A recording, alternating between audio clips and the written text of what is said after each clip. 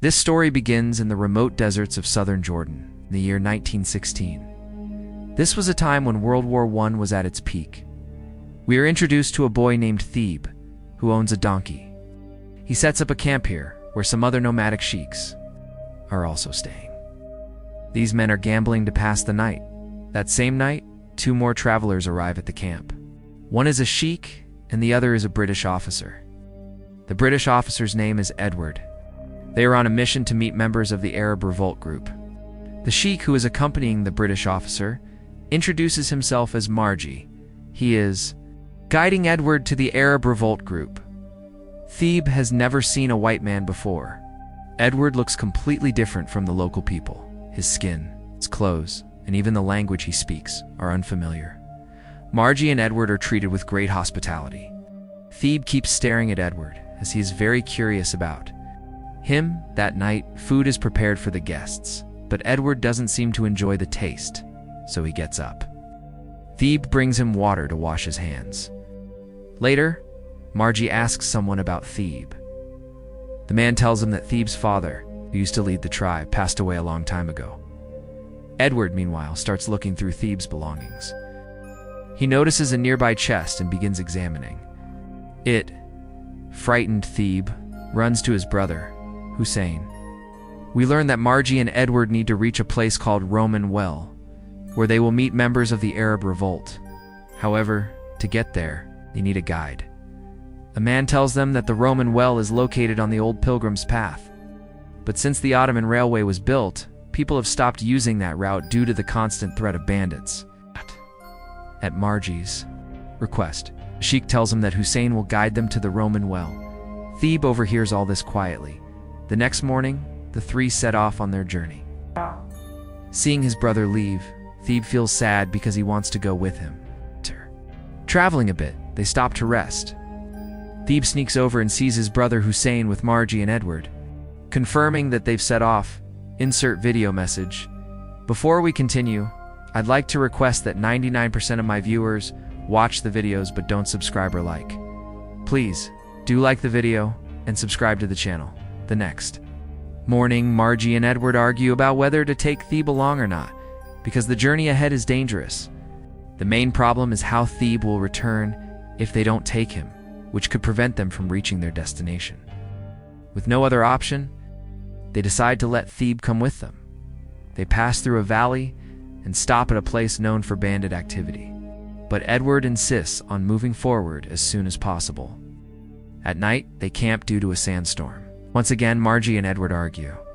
Edward says they can't take Theeb and Hussein any further. Marji insists that he can't leave them behind, as he brought them along under his responsibility. Theeb and Hussein don't understand anything because the conversation is in English. The next morning, Marji and Edward leave, having been convinced by Edward to continue alone. After their departure, Hussein starts packing his things. He, too, wants to follow them because he knows they might get lost in the desert and lack proper knowledge of the area. If they go the wrong way, they might die of thirst. Theeb initially refuses to go with him, but after some argument, let me know if you'd like the full summary or continuation in English. Here is the English translation of the next part of your story. Eventually, Theeb agrees, and both he and Hussein rejoin Edward and Marji. A little while later, they reach another well. Everyone is extremely thirsty. As soon as Edward begins drawing and drinking water from the well, a bullet suddenly strikes him in the chest, killing him instantly. Hearing the gunshot, Marji and the two brothers begin running in different directions. The attackers, a group of bandits, have reached them. Marji tries to drag Edward's body, hoping he might still be alive, but suddenly, another bullet hits Marji in the head, killing him on the spot. Now only Hussein and Theeb are left, and escaping from this situation seems nearly impossible. Their camels are tied up near where the bandits are standing, and trying to escape without the camels is like inviting death. The two brothers climb up onto the rocks. Hussein fires back at the attackers and tells Theeb not to surrender.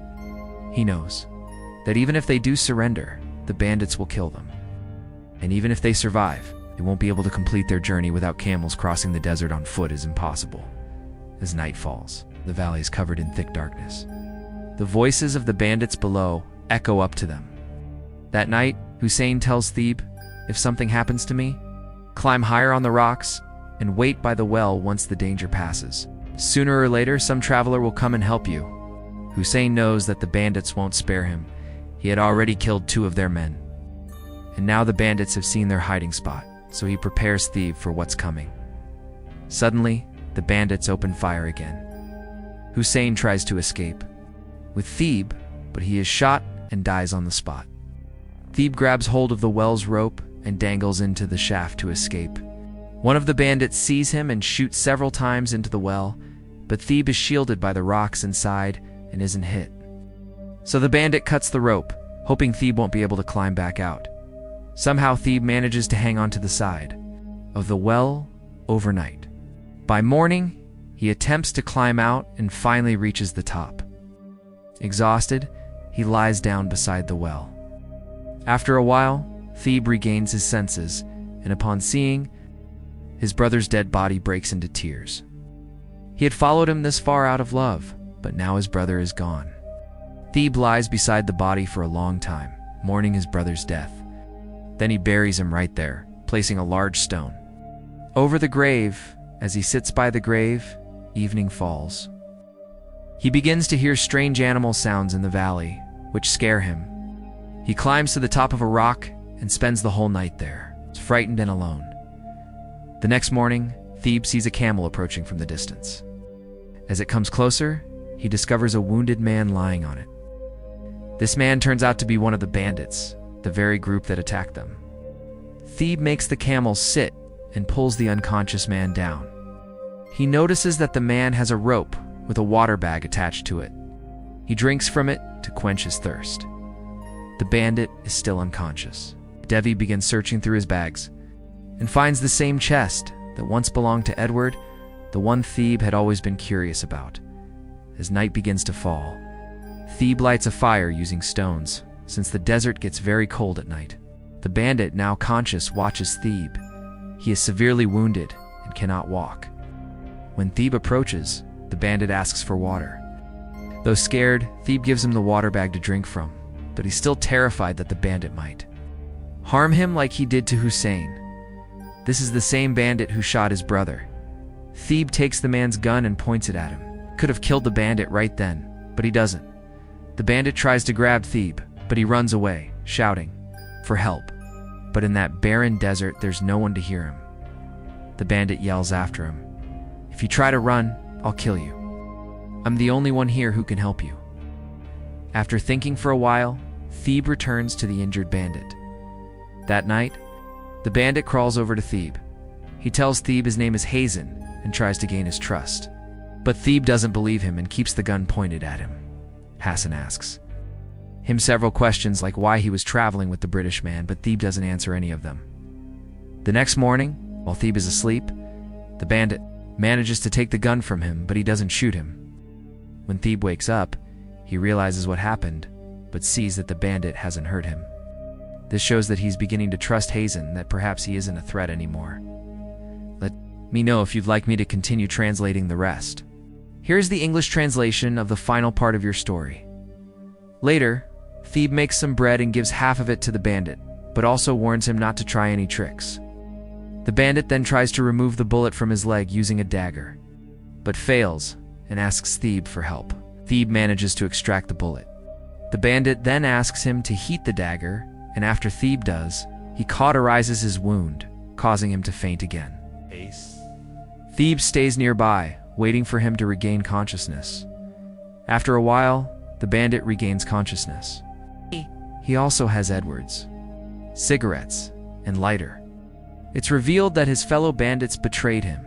They abandoned him while he was wounded and fled. The next day, they prepare to continue their journey. Theeb says a final goodbye to his brother's grave. Then, he sets out on a camel with the bandit as they travel. Night falls, but everything is still clearly visible. They continue westward.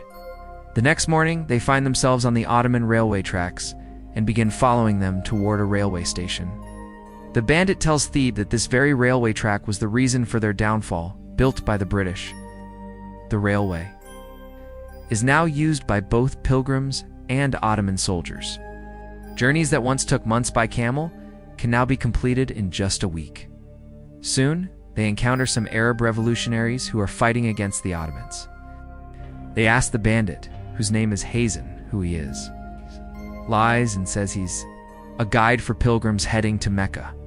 When they ask who the traveler is, he points to Theeb and says he's a pilgrim. But the revolutionaries point out that Mecca is in the opposite direction. He's going the wrong way.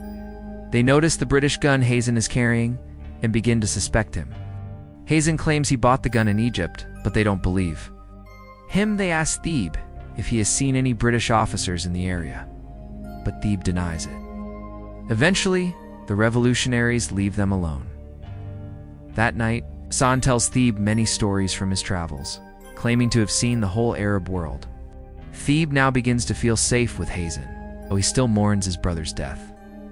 The next morning, they continue following the tracks and come across the dead bodies of Arab rebels who were fighting the Ottoman Empire with the support of the British.